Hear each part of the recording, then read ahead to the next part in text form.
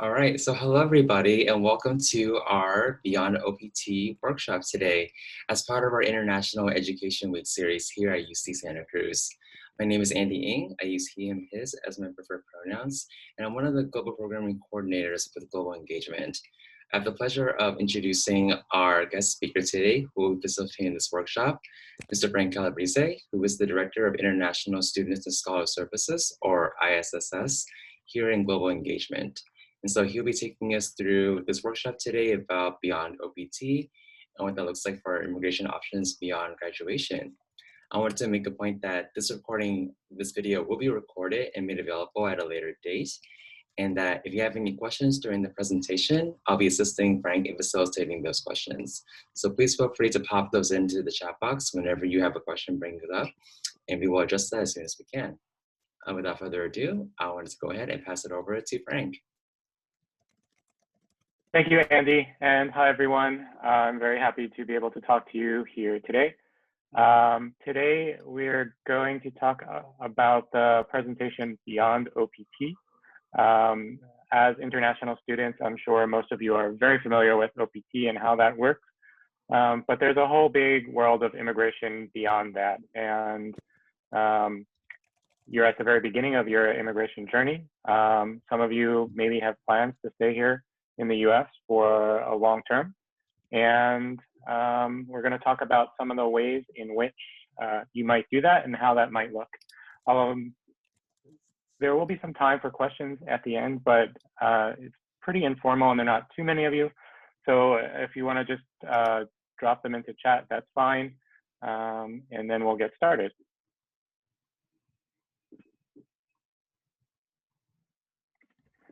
So the topics as we're going to go through them today, I'll start briefly on OPT just because that branches off into everything else. H-1B is another immigration status that we'll talk about. You're probably pretty familiar with that, or at least have heard about it, even if you don't know how all of it works. I'll talk about employment-based green cards, that's permanent residence. Some alternatives to H-1B because H-1B doesn't work for everyone. Some investment immigration options for those of you who may have the resources or who may come upon the resources at some point in your career. And family-based immigration, which as an international student at the moment, that might not work, but as you spend more and more time in the US, it may start to become the most real and the most easy of the options.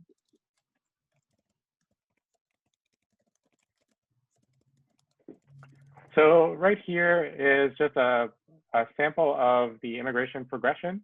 This isn't for everyone, but for probably 90+% of people who stay in the US long term, these are the kind of steps that it takes.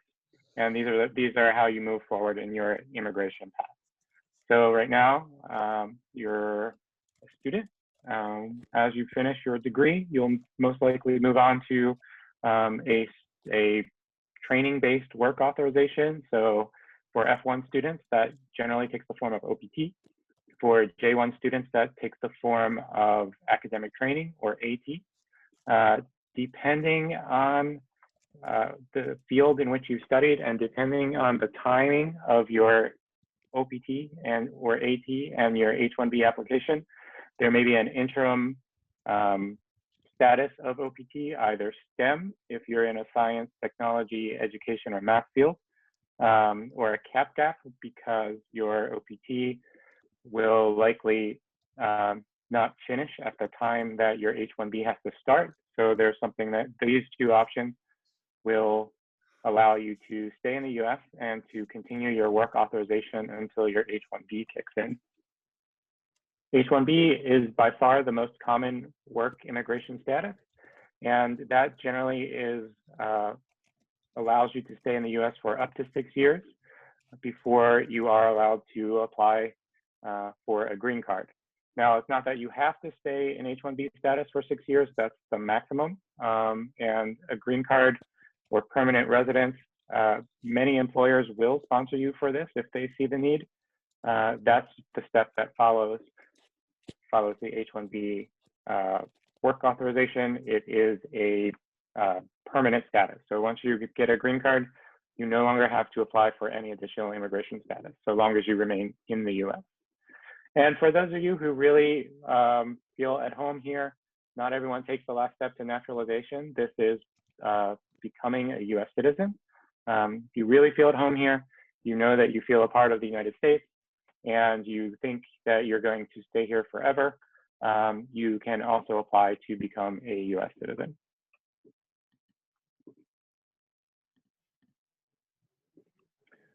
So I'll go briefly over the OPT because I think a lot of you have heard about this through some of our immigration advising and through our OPT workshops. OPT stands for Optional Practical Training. It is work authorization for off-campus.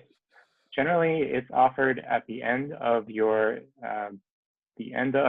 degree, although in some cases we can do it during your degree. The purpose of OPT is to apply the knowledge that you've gained in your degree through practical work experience. So to that end, the main qualification for OPT is that the job that you're performing is related to your study. In order to qualify for OPT, you need to have been in a valid F1 student status for at least one academic year.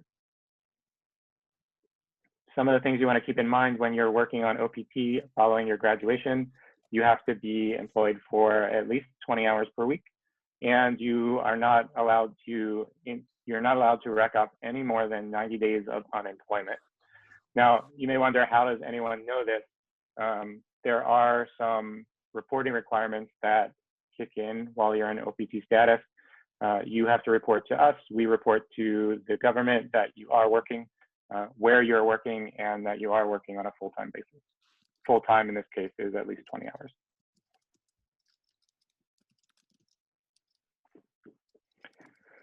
Initial OPT is granted for up to 12 months. And as I mentioned a little earlier, if you are in a STEM field, you can qualify for up to 24 additional months. The 12 months is per degree, and the STEM 24-month extension, you are eligible to do that up to twice. How it normally works is that you get a recommendation from the DSO, that's the advisors at ISSF. You use that recommendation to apply for your OPT status with the Department of Homeland Security, and they will issue your authorized OPT and employment authorization card for the dates that were recommended. The earliest time that you can apply for OPT is up to 90 days before completing your program, and you can apply up to 60 days following the completion of your program. This is generally coinciding with your F1 grace period.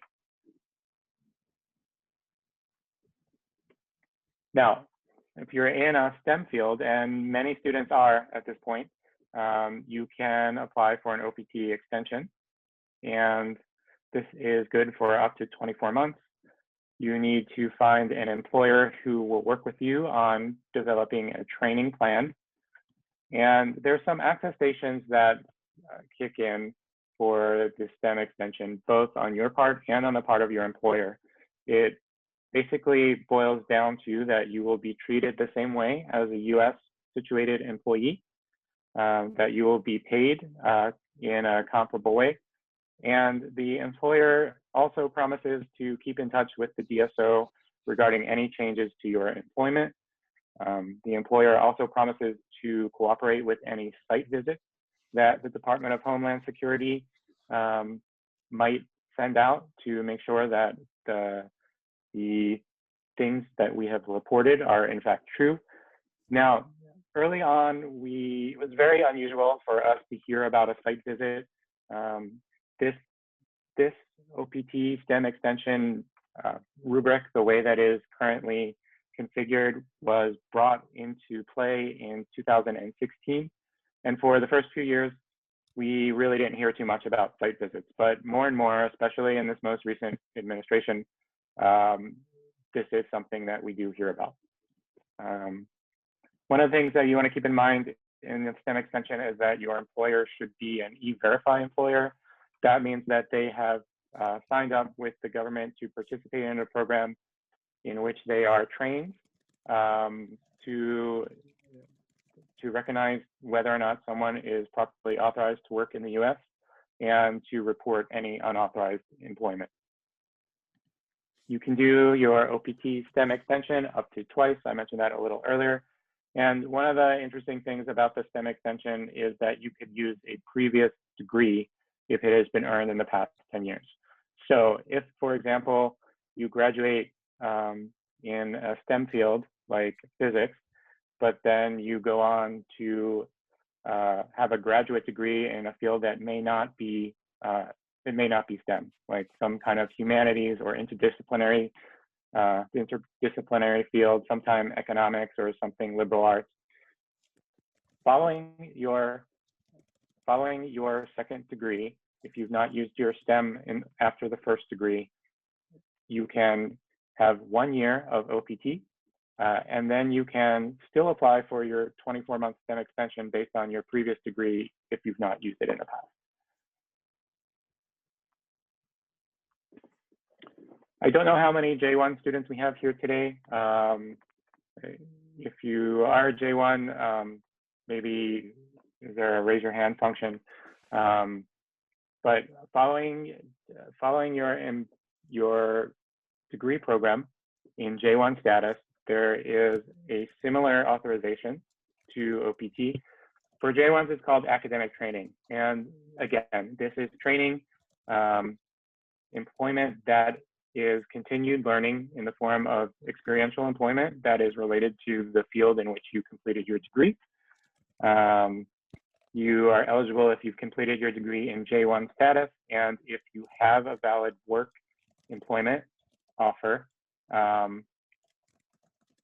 The academic training authorizations are generally good for up to 18 or 36 months. 36 months is reserved for doctoral students. 18 is reserved for undergraduate or master's students who have completed their studies in J1 status. The one catch is that the maximum amount of time you can have in academic training status is no longer than the time you spent actually completing your degree. So if you're in a executive master's, or if you're in a master's that somehow is accelerated and you're only taking coursework for 1 year or so before you complete your degree, you can then only have that equivalent amount of time for academic training, up to 18 months. And the process, again, is very similar. You apply with your RO. The RO is the responsible officer. Again, these are your advisors in ISSS. We at ISSS will approve your academic training for the specific dates and for the specific employer and the specific job. And one of the better things about this is that you do not have to send it off to USCIS before it's approved. We can approve it as the RO. The earliest you can apply is once you've received your job offer, and the latest that you can apply is your program end date. So this is not up to and including your grace period. For J1s, the grace period is 30 days, but you can't apply for academic training during your grace period. You have to apply before your program end date. So those were the student-based employment authorizations.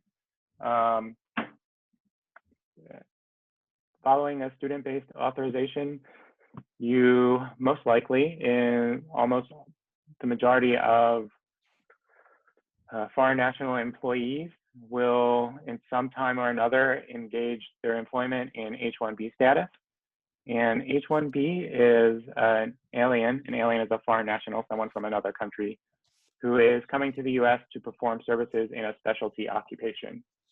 Now, there's a lot packed into this very short description.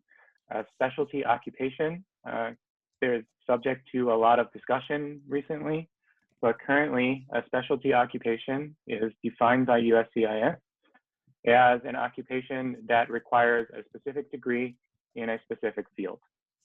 So as you see on the slide, the job has to match your education. What we see for H-1Bs is, as a specialty occupation, is if you want to work in as an engineer is the most common, one of the more common examples for H-1B. So if you have an engineering degree and you want to be an engineer, that is the very, at its very basic, most basic explanation for specialty occupation. But it can be a little more special than that. It could be like nuclear engineer or electrical engineer, things like that. What can't be which actually doesn't work is if you want to be an engineer, but you have a degree in chemistry, that's not going to be a valid H-1B application. The government will reject that as an application. Now, recently there's been a proposed rule change that would make the specialty occupation a little more strict. We don't know yet what's going to happen with that rule change, and I'm sure that you've probably heard about it. I'm happy to answer some questions later. But as we see a change in the administration, we expect to see a similar rollback of this proposed rule change. H-1B as an immigration status allows for dual intent. Most immigration statuses, as you know, and if you're mostly F1 students, is a non-immigrant intent immigration status. So that means that at some point or another, especially at the time that you requested your visa and at the time that you first entered the US, it was the expectation of the Department of Homeland Security and of Customs and Border Protection that you would at some point or another have the intention to return to your home country. And that affects a lot of the rules that surround the F1 immigration status, the J1 immigration status, and any of the other immigration statuses that are non-immigrant. H-1B is not that same in that way. H-1B is a dual intent immigration status. That means that you can intend to be here temporarily, or you can intend to be here permanently at the same time. It doesn't matter. And so that is why most of your employers will want to see you in an H-1B status before they will begin your green card process, because it makes it a lot easier with the flexibility that is the result of the dual intent. H-1Bs are specific to the particular job, to the particular employer, and to the particular location. So if you get a new job, then you need a new petition. If you get a new employer, you'll need a new petition. If you move, then it depends on where you move, but you might also need a new petition as well. It's granted for up to 3 years at a time, for a maximum of 6 years. And then there are exceptions to go beyond the 6 years if you've got a green card application in the works, or if you take a break for a year and return either to your home country or somewhere outside of the US for a year, you can get a new allotment of time. Or if you spend any appreciable amount of time outside of the US, you can recapture that time and add it to your 6 years. Processing times for H-1B are really all over the place. We've seen a lot of degradation in the past few years. It used to be that they were very reliably 3 months. Now we've seen them anywhere from 4 months to 9 months or so. There is an option for something called premium processing, whereby your employer will pay an extra fee and you can have your H-1B adjudicated within 15 days. That's more reliable. A lot of employers use that because otherwise it is not really predictable when the H-1B can go through.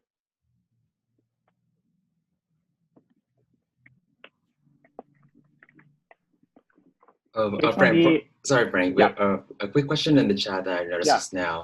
So in terms of H-1Bs, does this apply to teaching/research positions in academia? It does. It does. So a lot of people have an H-1B. We have several of them, quite a few of them actually here at UC Santa Cruz. A lot of our faculty, our international faculty, are here in H-1B status. It could be used for industry. It could be used it's used very much in academia, actually, both as faculty and in researchers.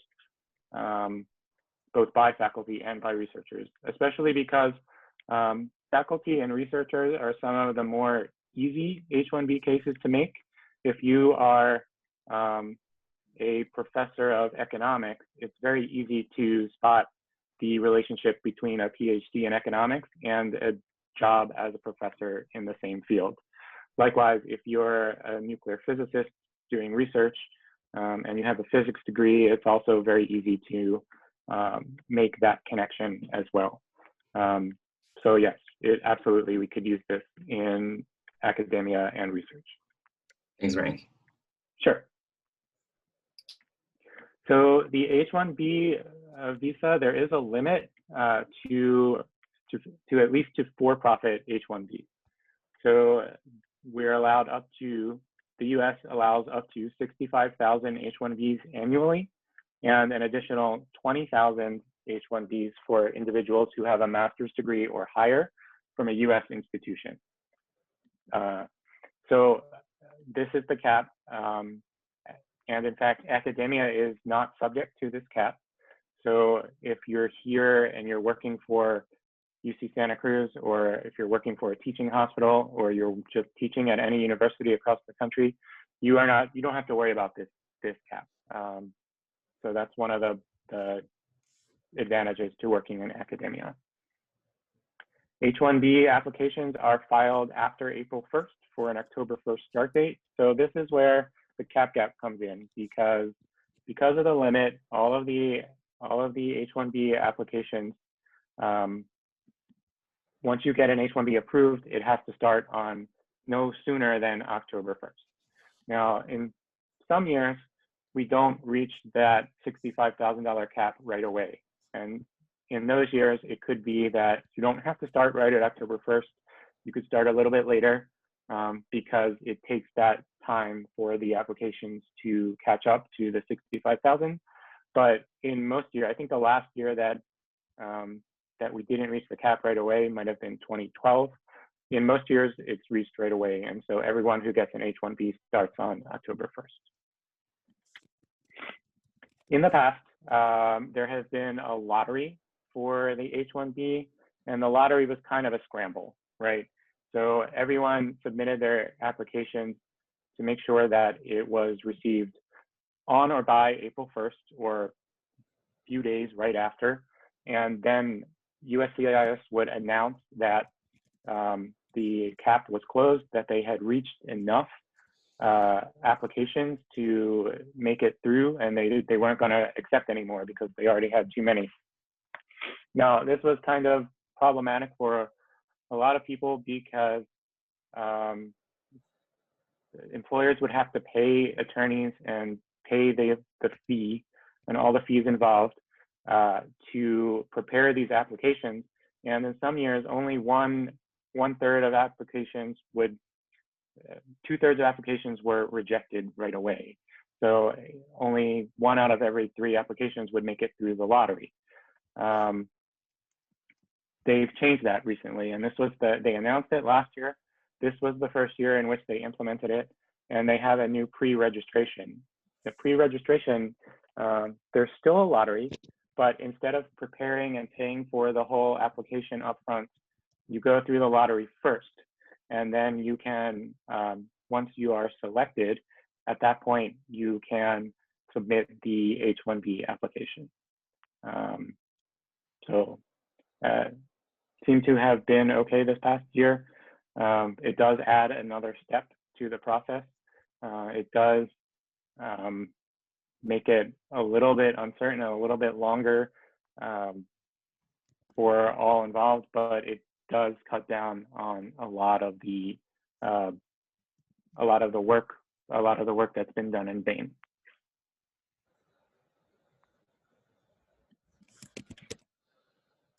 So this is just a brief timeline of what it looks like when you apply for H-1B.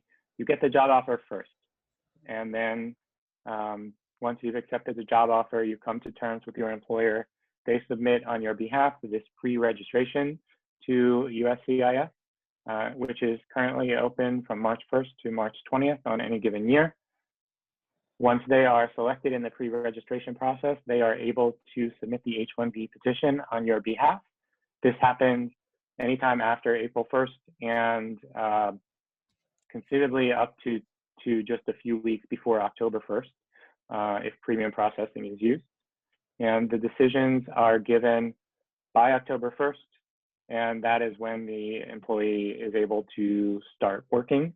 If you're in the US and you're in OPT status, you can have a cap gap to cover the difference between when your initial OPT comes to an end and when your H-1B starts. Depending on what your individual situation is, if you're as a student and cap gap does not apply to you, you may have to leave the US and return in H-1B status. Or if you're in another status, you may have to do a change of status application for October 1st. Of course, that only works if you have an authorization that covers you until that date.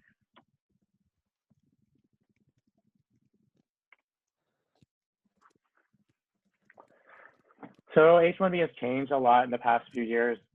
We've seen a lot of increase in RFEs. RFE is a request for evidence. And some of the things that we see requested, some of them are valid and some of them are very frustrating. So we see a lot of requests for additional information about how the position qualifies as a specialty occupation. So your employer might work with you on that. We see a lot of requests for evidence that the employee has maintained their status up into the point of H-1B. This is often done in the form of job verifications and pay stubs. We often see requests for, depending on the kind of experience that you're using to qualify for the H-1B, you may see a request that you were authorized for that work experience, even if it were several years into the past. That's why it's very important to make sure that you're always working with your ISSS advisor to understand what you can and can't do. Another of the changes that we've seen recently is a realignment of the prevailing wage levels. Again, this was another proposed rule that came out just a month or so ago. And what we've seen is that they've shifted the prevailing wage. A prevailing wage is the wage that an employer is required to pay an H-1B employee. And it reflects the amount of money being paid to all employees in that same field across a given geographic area. So those have been realigned to make it look higher. So if they are sponsoring you in H-1B status, they may have to pay you higher than they had to before. And I mentioned a little earlier, then they also are they've also offered a stricter definition of specialty occupation. And then this year, especially with the COVID crisis, we saw a limitation on the issuance of H-1Bs from abroad. That is expected to sunset on December 31st. So you won't have to worry about that, but that has been also something that has been a major change of the past year.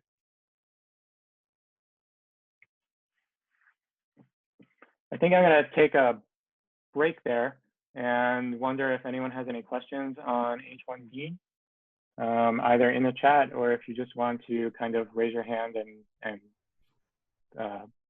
say your question. So we have one question that says, do you anticipate these changes to be reversed by the incoming administration? We certainly hope so. There are a lot of different ways in which rules happen, both in immigration and in almost every area of regulation and law. And some of them can be changed very quickly. Anything that was a presidential proclamation or anything that was an executive order can be changed very quickly by a new administration. Anything that went through the entire rulemaking process, and that involved a public comment and response period, that might take another public comment and response period to roll back. And then hardest of all is anything that is statutory, that has gone through Congress, would also require Congress to take back anything that they did. So a lot of the things that the president did this past year and throughout the entire 4 years of the administration was done through executive action and presidential proclamation. So the ban on issuing H-1Bs from abroad, that can be undone very quickly. The Muslim ban that we saw at the very beginning of the Trump administration, which is still in effect, that can be undone very quickly because these things were done via presidential proclamation. And the more recent changes that have realigned the prevailing wage and for example, you may have heard of a proposed change to the duration of status and the time for which students are admitted into the US. Those are subject to rulemaking. Now, they're in a tricky spot because the comment period is over, and the government now has to reply to all of the comments that were submitted. They haven't done that yet, and so the rule has not taken full effect yet. At this point, it's still not too late for them to be able to roll it back relatively quickly, but for some of the other changes that have gone through the entire process, they will have to go through the entire process again.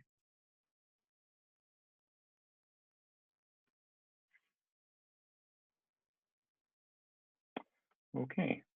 Sorry, I see one more. The question is, in regards to degree experience for a specialty occupation, could a student use a minor or does it need to be a major studied? So it needs to be the major. Or if you're a graduate student, it needs to be the actual field in which you receive your degree. A minor itself cannot qualify.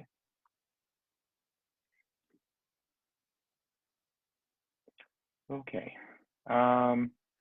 So you've been here for 4 years of undergrad, 3 years of OPT, 6 years of H-1B. I don't know how many years is that? That's a long time. It's time for you to decide that you want to stay in the US. You really like your job. You're working well with your employer. Your employer is willing to sponsor you for permanent residence. Now, in industry, at least in non-academic fields, the most common form that we see for permanent residence is called PERM, and you may hear it called labor certification. And this is a process whereby the employer or the sponsoring petitioner has to test the labor market. Now, this is a very, very high standard to meet. It's very protective intentionally of US job seekers. And what has to be shown in the test of the labor market is that there are no minimally qualified US job seekers who are willing to accept your job or the job in question. Now, think about that for a second. That's very high standard to meet. It's not just that you're the best qualified. You very well may be. It's that you're the only qualified person in the US who's willing to accept the job. Now, in almost all cases, your employer has to work very closely with an attorney for this kind of application because they have to write the job qualifications in such a way where you will meet them and no one else will. And then they have to put it out there in a recruitment process that is very dated. It's no way reflective of the way in which people are hired today. So some of the things that has to be done as part of the labor market test is publishing the job in a Sunday newspaper, a print version of a Sunday newspaper. Now think about the last time you looked at the Sunday newspaper for finding a job. You have to post the job on a physical bulletin board. Think about the last time you looked for that. You have to post the job with a job fair, with the state work agency.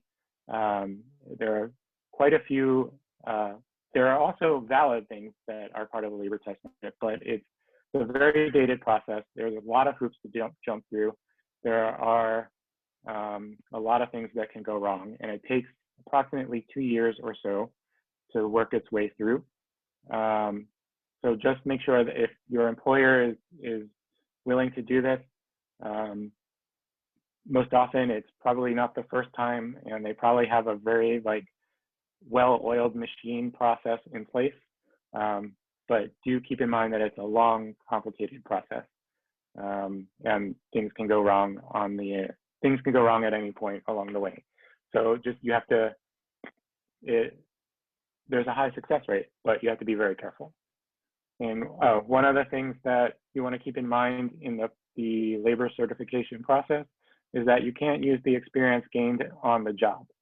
So really what that means is that you have to be this awesome employee who is the only person in the country qualified to do the job at the time you have taken the job, not 2 years later, because you can't use the experience on the job to qualify for this process.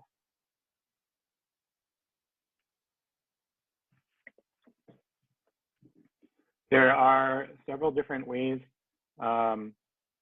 in which you can qualify for a green card. The one most common that I just explained is EB3, but that doesn't necessarily work for everyone, and especially in academia or research, we are able to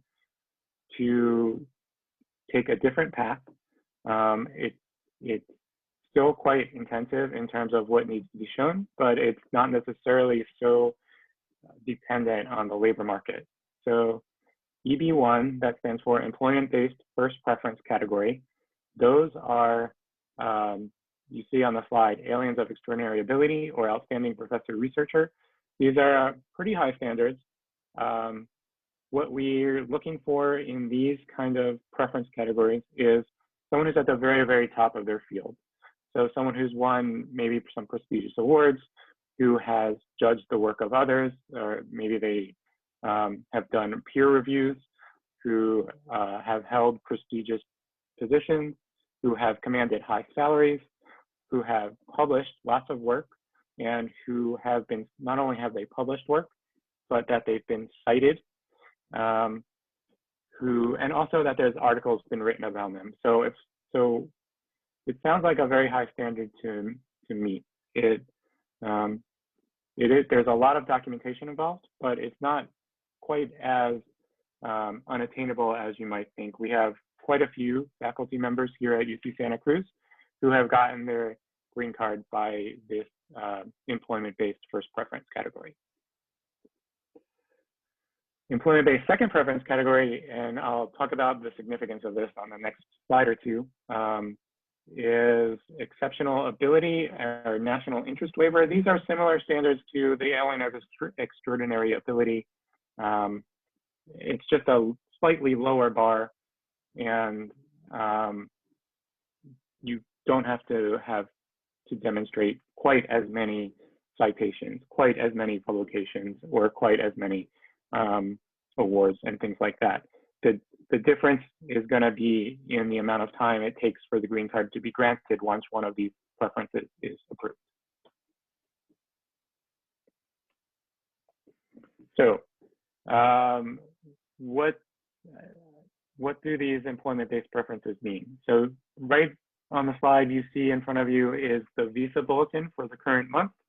The visa bulletin basically is a record of how many green cards are available in a given month. Basically immigration, there's almost always a backlog, and especially from certain countries, because there are per country limitations for basically every country. And we have a lot of people from certain countries who, to populate, there are more requests coming from certain countries than others. And so they may have a backlog and others may not. So what you see here on the very left is the preferences. The EB1 is 1, EB2, 2. So currently, all of these are current. That means there's no backlog. if you are from any country except one of the countries listed above. So if you're from most of Western Europe or most of South America, you don't really have to wait once you have an EB petition approved. If you are from China, you do have to wait. And depending on the EB petition that's been approved, that will affect the amount of time you have to wait. So right now, someone from China who has a regular labor certification approved, they can have a green card if that labor certification was approved in October of 2017. Whereas if they had a EB1 employment-based preference petition approved, there's not quite as much of a backlog. They can have their green card if it was approved in December 2018. So you see, if you're from certain places, it may be to your advantage to use one category over another, and that's why we see a lot more applications for EB1 than you may expect. Now, this bulletin, it moves forward and it also moves backwards, and it's published every month, but it's not like every month you see it move forward 1 month. Sometimes you may see it not move forward at all. Sometimes you may see it jump forward like 9 months at a time. So you often toward the end of the summer, the waits get very long. And then October, when the new fiscal year kicks in, things jump forward. So in August, there were waits in all of the categories. Not all of them were very long, but there were waits in all of them. And by October, as you see, all of the countries, they all jumped to be current. So if you have an approved employment-based preference petition, you want to make sure that you're familiar with the visa bulletin. Are there any questions about the employment-based categories? I don't see any in the chat, but if you wanted to put any. Hi, I had a question. So the Sure. dates mentioned on the slide, does it represent, what exactly does the date represent? I didn't quite get it. So the dates represented are, there are several steps to getting a green card, and one of them is having an employment-based preference petition approved. After that, you can then apply to adjust your status to have the green card. Now, if you're a first preference category person from India, right now they're giving green cards to people who had the preference approved in December of 2018. And Okay. if, for example, you're from Mexico instead, you can have a green card if it's approved yesterday, because it's current. So in the interval between approval and grant of the card, what happens? So in the interim, there are several things that can happen, but essentially you need to maintain your underlying immigration status during that time. Most times it's in H-1B. So earlier I talked about a 6-year limit on H-1B, but one of the exceptions to that is if you have an approved employment petition, then you can go beyond the 6 years. So if you have an approved EB1 petition and you've been in H-1B status, but you can't get a green card yet because they're still in 2018, we can continue, being if it were our employee, but your employer can continue to renew your H-1B until it's time for you to apply for a green card. Does that make sense? Understood. Thank you. Yep. Yeah, sure. Understood.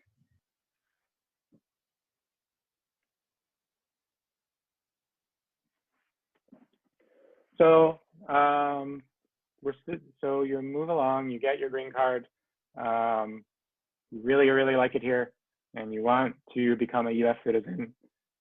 After 5 years of having your green card, you are eligible to apply for naturalization. And if you've been married to a US citizen, you are allowed to apply for naturalization after 3 years. Citizenship is a very strong immigration category. It cannot be taken away from you unless it was granted in error. So there are a lot of limitations even as you move along in your immigration path. There are a lot of limitations, and there are a lot of things that could cause it to not be renewed or to be taken away, or if for some reason you get arrested or you have some criminal experience, it will affect your immigration status. Once you become a U.S. citizen, they cannot be taken away, even if you kill someone. It can't be taken away. And dual citizenship. So this is something that really depends on another country, on what is the other country in which you might have citizenship. The U.S. does not prohibit dual citizenship upon naturalization. So when you naturalize and become a U.S. citizen, it does not do anything to any other citizenship that you might hold. However, every country has their own rules surrounding citizenship, and some countries may allow dual citizenship as well, and some countries do not. Some countries, if you become a citizen of the U.S., that automatically cancels your other citizenship. So it really depends on where you're coming from and what your long-term goals are. So I did talk a lot about H-1B. I'm going to back up a little bit. H-1B doesn't work for everyone for a variety of reasons, either because of the time limit or because of the job that someone might have, or if they've had a J1 in the past, that might prevent them from having an H-1B currently. So there are some alternatives. One of them is called O1. This is also alien of extraordinary ability, and it has a similar standard to the green card, but it is a temporary visa. So if you are at the very top of your field and you're not ready to apply for a permanent residence, or your employer is not ready to apply on your behalf, this is something that you may want to consider. It's a lot of documentation. Again, you will have to show that you've published a lot, that you've won awards, that you've been cited, that you've had high positions of power, things like that. This also is a good thing to use if you run out of H-1B time and you haven't begun your green card process yet. This could be something to continue your employment authorization and your immigration status in the U.S. Depending on where you're coming from, one of the other options that may be available to you is an intercompany transfer. So if you are working for a multinational company abroad, and that company has some offices or some business in the U.S., this could be a reason for you to, this could be an immigration status that you would want to consider. This is offered initially for 3 years, and you can qualify for 2-year extensions up to 7 years. It does carry the immigrant intent or the dual intent, such as the same way that the H-1B does. It often takes the form of either a manager, an executive, or someone with specialized knowledge. This is someone who, if you work for a company that has a lot of proprietary secrets and they can't divulge them to just anyone, and they really want to send one of their own abroad to either work in their business or to train others in their business, those are the kind of things that specialized knowledge L1B visa would qualify you for that type of visa. This is not something that necessarily,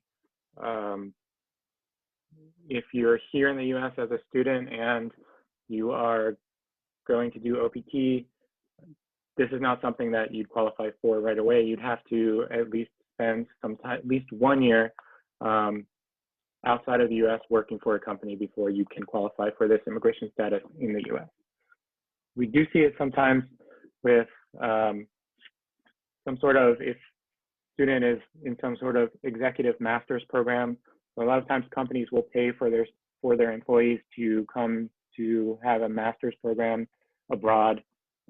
They'll take some time off from their employment, but at the end, they can qualify for one of these L1 immigration status.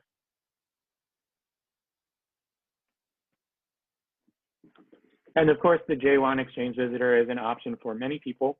There are a lot of different categories for the J1. Some of the ones that we see most common are professor and research scholar. We see intern and trainee. We see specialist, short-term scholar. These are a lot of our international postdocs come in J1 as a J1 exchange visitor. A lot of our visiting graduate students come as a J1 short-term scholar. A lot of people immediately outside of a degree program from abroad who are coming to the US for the first time to be employed or to be trained come as a J1 intern or trainee. So this is something that you may want to consider, especially if you're going into academia or research, and maybe you used up some of your OPT, or for whatever reason, if you are, it'd be unusual for you as an F1 student to come as a J1 following your degree program, but we do see it in some cases.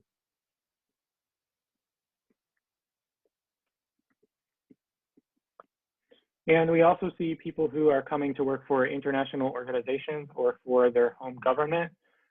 We see these with NGOs or often someone who's coming to work for the UN or the World Bank or the World Health Organization, any kind of international non-governmental organization, and also any kind of government employee usually qualifies for the series of G visas. So that is another option that you may consider.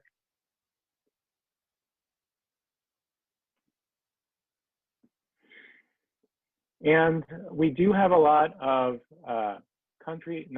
we do have several country-specific immigration status that you may want to consider depending on where you're from. The E3 specialty occupation, this is very similar to the H-1B, but it is only for citizens of Australia. Most of these immigration status are due to treaties that we have with various other countries. So we do have a treaty with Australia that allows employment. That's why we have the E3.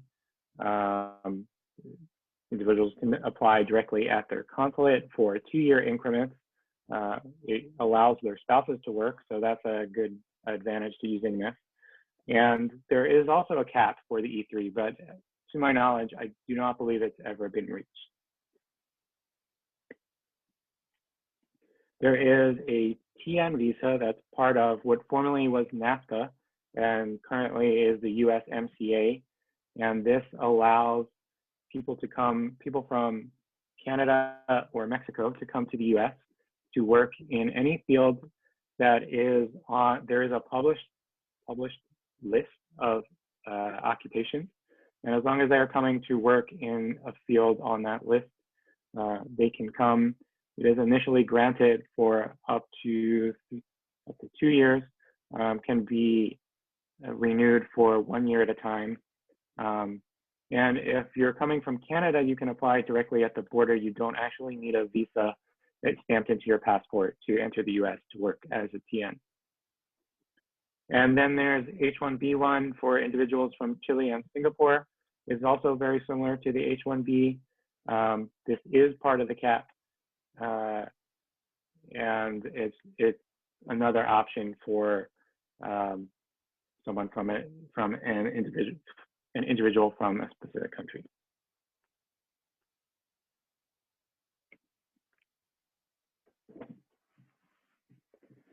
Not everyone has an employer that is willing to sponsor them, and some people are very entrepreneurial. Maybe you have an idea for wanting to start your own business, and you've already used up your OPT. There is an option for people who are willing to invest and contribute to the economy, to create jobs, to basically kind of come to the U.S. and make an investment toward both what they want to do and toward the U.S. economy. So these are, what we see here is the treaty trader and treaty investor. This is based on the treaty trader is someone who's coming to the U.S. to engage in substantial international trade. Treaty investor is someone who's making a bona fide investment into a substantial investment into a bona fide business enterprise. Two things to keep in mind with these E1 and E2.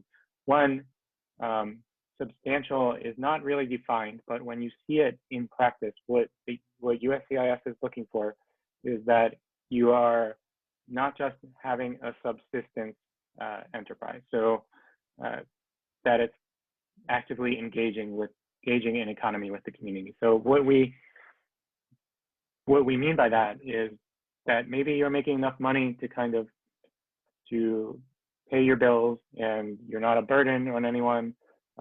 You're getting by, you're doing your job, you're fine, but really you're only making enough money to support yourself and your family. That, according to USCIS, is not going to be enough to qualify for one of these immigration status. What they really want to see is that the investment that you're making is having a benefit to the economic community surrounding the enterprise.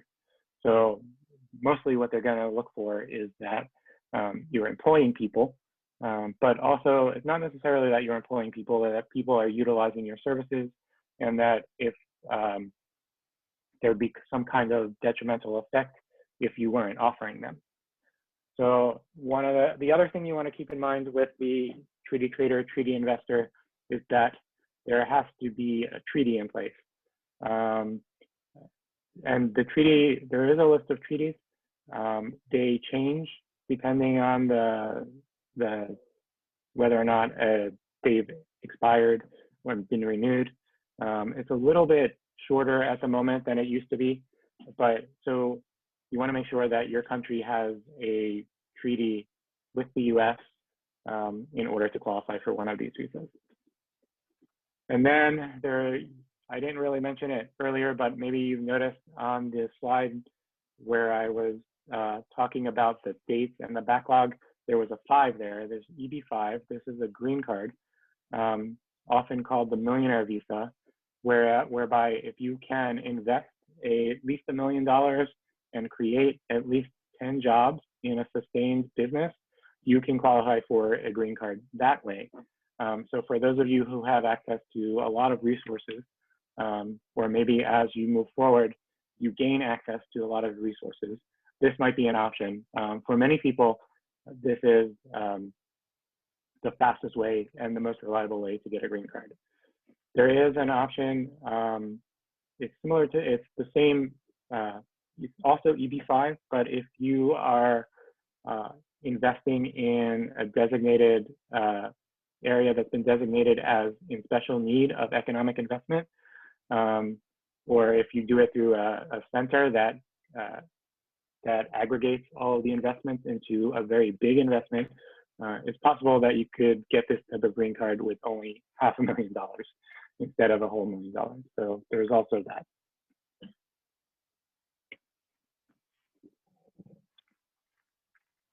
And then there is, you don't hear very much about it, but it is an option to some people if they're from a country that is not a high sending country. It's called diversity visa, or you may have heard it called the visa lottery. And this is limited to $55,000 per year from low admission states. So a low admission state is essentially any of the states that were not on the list of, if you saw before, it said all countries except, a low admission state is all countries, all those countries. Anyone with a high school diploma and at least 2 years of work experience can qualify for the visa lottery. This is meant to diversify the population of the US. And basically, you submit to the lottery. If they pull your name, you and your immediate relatives may be eligible for a green card that year. So you have to come and move to the US that year. if you're pulled from a visa lottery. And I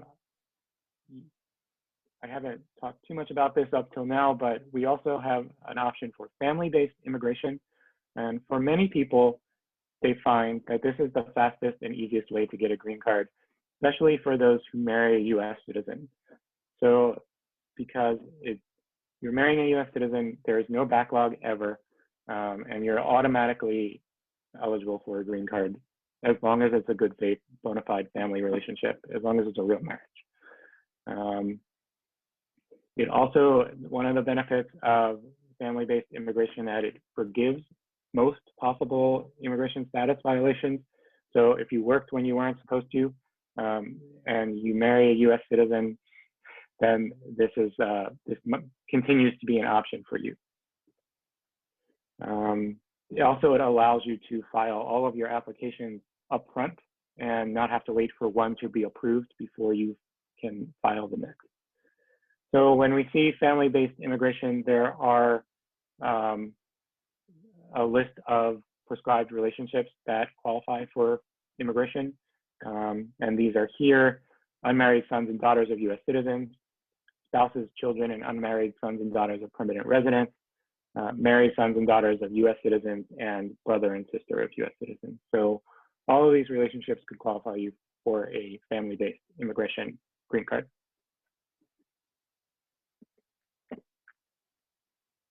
Okay, so that was a lot. I know you're probably tired of hearing me talk, but if you have any questions, I'm happy to hear them and do my best to answer. Thank you, Frank. We have one question that asks, from the time you get married until you qualify for naturalization, what would your immigration status be? Okay, so naturalization is when you apply to become a US citizen. And in order to be a US citizen, you have to have been first a permanent resident. If you are married to a US citizen and that's how you got your green card, then you have to have your green card for 3 years. Otherwise, and the other thing is that you don't have to apply for a green card just because you get married. Many people, most people I would say, do. But once you're married, that alone doesn't change your immigration status.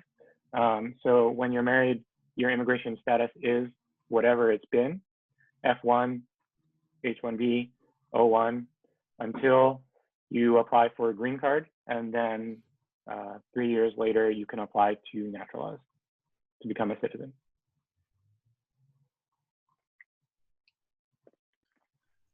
I had one more question. So if somebody decides to start a business by raising venture capital, so does it fall among investment visas? Probably not in that case, because it has to be your own funds. So venture capital are generally other people's funds. In that case, yeah. In that case, maybe what you want to think about is having your corporation at the point of receiving venture capital, you probably have your own company out there somewhere. You want to make sure that probably a better option would be to have your company sponsor you in whichever immigration status. Thanks. I also had a quick question still about, since you said that UC Santa Cruz has specifically experience with research and academia positions of international professors. In your experience, have people that were trying to be on track of after an H1B, yeah. H1B, like if their intent is to get a green card, employment-based, maybe, or maybe an EB1 or EB2, I hope I got that right. Have they been able to get that, or how many? Because like, especially as like a researcher or a professor starting out early on in your career, like the university you start working at isn't the university you end up staying at, especially since, like it's hard to become like tenured and stuff. like how do you see that working out for international professors? So for the professor, the faculty members, someone who's hired as a assistant professor, it works out very well as long as everyone does what they're supposed to and meets all of the right deadlines. I find that most departments are very willing to start right away on the green card process for incoming faculty. And are you a PhD student? Yes, I'm very like proactive. I'm only in my Yeah. first year, but I intend to keep my status up. So yeah, so it's not a very uncommon thing. The faculty job market is extremely competitive, but it's not an uncommon thing for that to be negotiated as part of your job offer. That's one thing. And it's also, if you're hired into a tenure track position, they definitely want you to have a green card because tenure is ostensibly is forever, and they don't want to offer you tenure if you are only in an immigration status that will expire after 6 years, right? So it all makes sense. And definitely, at least at the schools where I've worked, the departments are willing to sponsor incoming faculty for green cards. And as long as everyone makes the right deadlines, it usually goes through very well. There is a bit more variability for the researchers depending on the level of the researcher, and if they're just a postdoc, that's a limited term appointment, and probably there's no one going to apply for a green card on behalf of a postdoc. But if it's a higher level researcher, it's also possible. And if it's a higher level researcher, the higher level they are, the more likely they are to qualify for one of those EB1. They'll have more publications, they'll have more citations, and they'll have written lots of grants and been recognized in all kinds of ways. So there's also that. So yeah, hopefully that answers. Yeah, thank you very much. Sure.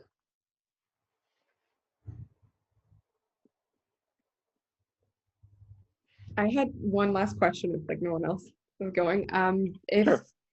like I said, I'm only a first year graduate student, but if my intent is to eventually apply to positions post my PhD, is there anything else besides stay in valid status of my visa, like an immigration status? Like, is there anything else I should be doing at this point or thinking about to kind of like make the transition in like 5 years easier? So a few things. One of the things is that for teaching faculty, there is a streamlined process toward getting a green card, but you have to make sure that it is done within 18 months of getting your job offer. So keep that in mind for sure. And then I would say take every opportunity that you have to publish and to one of the qualifications for the EB1, and it looks very good on any application, is something they call judging the works of others. And this could be something as simple as peer review. So if you could get on any kind of peer reviewing journal, even if it's a kind of anonymous review, I think that also goes a long way, especially for the junior faculty people. Awesome, thank you. Sure.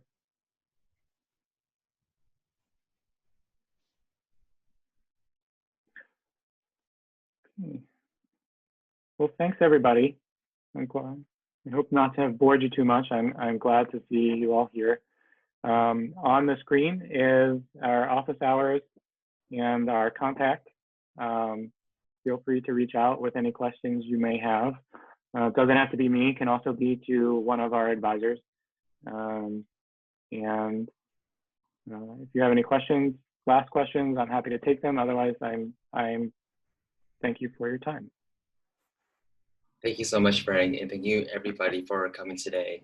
Again, we will have this recording available at a later time for review, and please, we look forward to joining you at our upcoming International Education Week events. Thank you so much.